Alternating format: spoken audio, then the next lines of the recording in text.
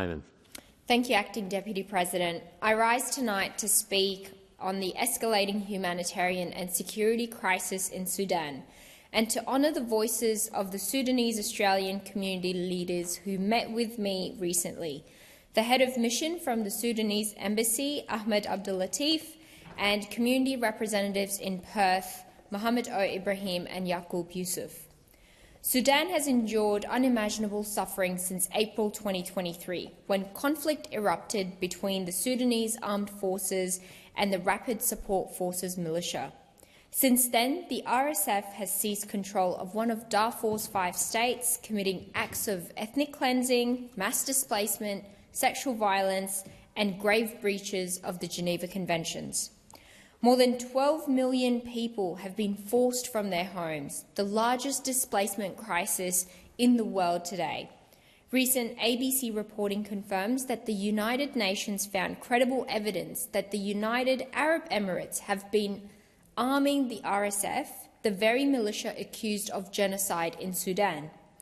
International investigations, including from the Wall Street Journal, have also revealed financial and military support flowing to the RSF through Libya and Chad, forming part of a wider effort to divide Sudan and exploit its resources.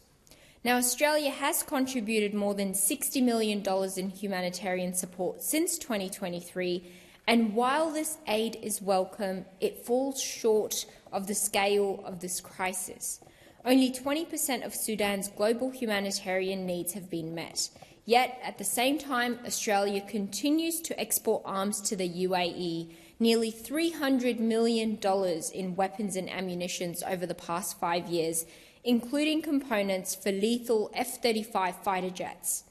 This continues despite the UAE's alleged role in fueling the genocide in Sudan. It's a contradiction we must confront, and one that demands far greater transparency and accountability from this government. The Australian public deserve to know. The community leaders I met with made 4 very clear requests. Number 1, for Australia to formally condemn the RSF, to apply diplomatic pressure on the UAE enabling this violence, to strengthen and redirect humanitarian assistance through trusted NGOs, and to lift the humanitarian visa ban to allow families to reunite. They reiterated that Sudan must not be forgotten in this Parliament.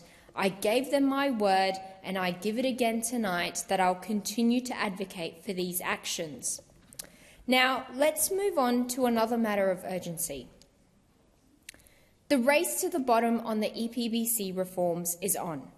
The Environment Minister has said, and I quote, "We will be passing these reforms next week in the final sitting week of the year," end quote. This has been accompanied by the standard media backgrounding designed to pressure the opposition and the Greens into locking down a deal.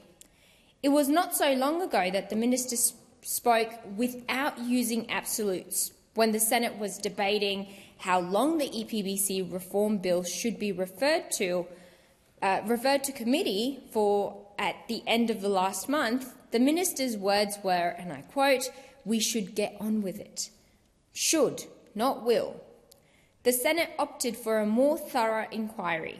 Senator Hanson-Young said, in a vigorous defence of the Senate's role as a House of Review, and I quote, "We are going to move to make sure that this chamber has the ability to do its job. If they expect the Senate just to roll over, rubber stamp this and ram it through, they've got another thing coming." Senator Duniam, in a similar Bartonian fashion, noted, and I quote, "Senator Watt tells us that business community are sending strong messages.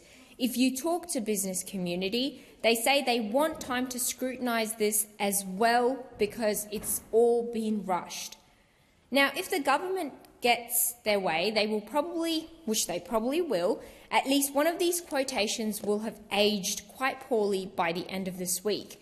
We do need to move to update the EPBC Act to better protect the environment, but if the solution is rushed, we may find ourselves here again in a few years' time with the same problem.